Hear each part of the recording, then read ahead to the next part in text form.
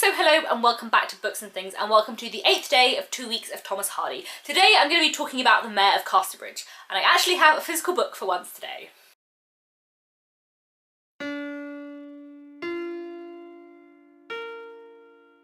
One evening of late summer, before the 19th century had reached 1/3 of its span, a young man and woman, the latter carrying a child, were approaching the large village of Weydon Priors in Upper Wessex on foot.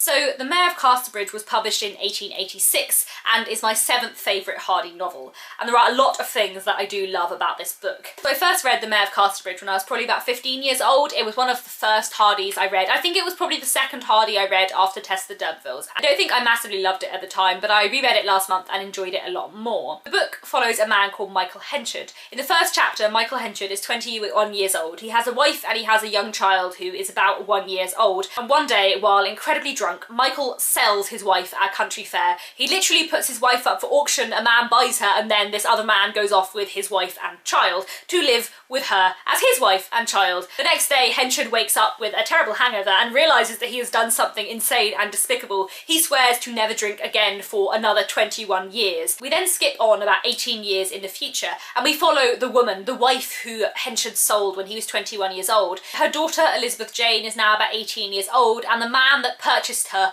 many years ago, who she has lived with for most of her life as her husband, he has recently passed away. Her and her daughter are now left with very little money, and so she decides to go in search of her old husband, Michael Henchard. She tells her daughter that she is looking for a distant relation because her daughter has grown up thinking the sailor who purchased her mother was in fact her father, and she knows nothing of her mother's previous life. But she and her daughter follow previous traces of her old husband to the village of Casterbridge, where they turn up to discover that he has had a huge change in his fortunes, that he has made himself a gentleman, and that he is now the Mayor of Casterbridge, and everything goes on from there. There are many things that I love about the Mayor of Casterbridge. I was really impressed when I reread it last month because in many ways I feel like it's the most perfect of Hardy novels. Like, what Hardy sets out to do in The Mayor of Casterbridge, he does, and he does it perfectly. It is a tragedy in the purest sense, in the way that so many Shakespeare plays are tragedies, in which it deals with a man and the dangers that his fatal flaw bring him into. Henchard's fatal flaw is, in a way, his quick temper, and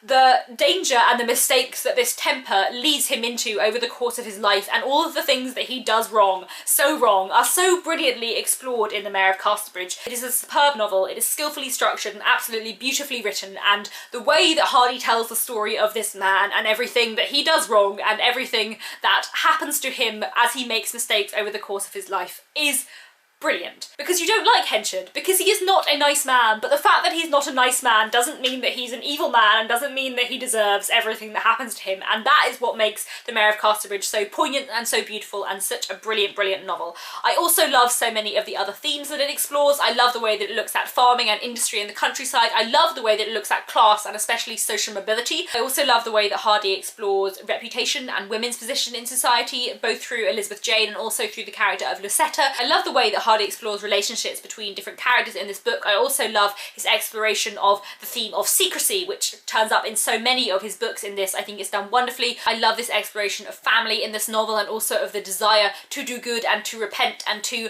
make amends for things that you have done wrong in the past. The Mayor of Casterbridge, like The Trumpet Major, which I spoke about yesterday, is also a historical novel. It was written in 1886, but the book is actually set much earlier in the 19th century, and the way that Hardy explores the problems with the economy and with farming at that time are really interesting. But things that I like slightly less about The Mayor of Casterbridge, the reason why it's not further up on this list, is just that I don't really like anyone in this book, and that's kind of okay, and that's fine, and sometimes I love that in books, and I think this will be a worse book if you liked Michael Henchard. I think it would be. You're not supposed to, and part of the poignancy and beauty of this book comes from the fact that you really don't like this man, but at the same time you don't want to see him suffer. The character of Elizabeth Jane I like, but I don't feel she's that developed enough. I also think that the character of Susan, Henchard's wife, is a little bit underdeveloped. She's just not really that fully rounded a character, and while I do like the relationship between Henchard and Donald, I feel like it could have been developed a bit more, and their relationship seems to change very quickly.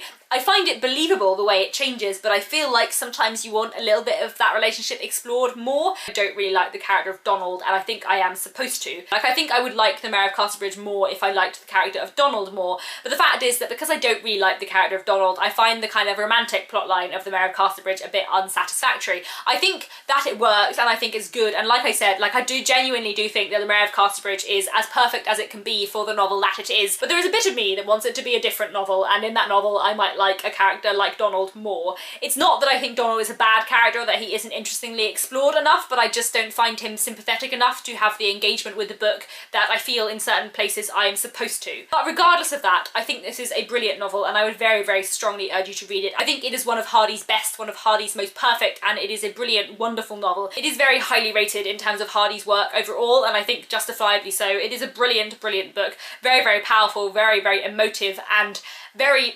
tragic. It has that Hardy quality, which I'm going to try and talk about later on this week, which I find so hard to define. It's a certain feeling that I get when I read particular Hardy novels of this massive emotional power, and I don't know how to explain it. I've tried before to explain what it is that I so love about these Hardy books, this essence of Hardy that is brilliant and tragic and powerful and romantic with a capital R. There's a certain quality or atmosphere to particular Hardy novels which is fantastic and amazing, but I can't really describe. The Mayor of Casterbridge absolutely has it. It is this tragic quality of brilliance, and I don't know how to explain it better than this, but it is a wonderful, wonderful book and I would recommend it so highly. Please let me know down in the comments if you have read The Mayor of Casterbridge and what you thought of it, and I'll be back tomorrow to talk about another Hardy book.